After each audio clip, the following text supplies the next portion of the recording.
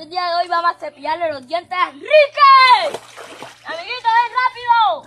Ya me estoy desesperando ya. Complete દોત સાફ કરી દેજો મારા ચકાચક સાફ કરી દે તાણ યાર ભાઈબંધ હે મારો જીગરજાન દોસ્ત હે. રોજ સવારે બિચારો ઉઠીને તરત જ મારા દોત સાફ કરવા આવે છે બ્રશ લઈને પતંજલિની કોલગેટ લઈને આવી જાય સાફ કરવા બોલો બ્રશ કરી આલે મને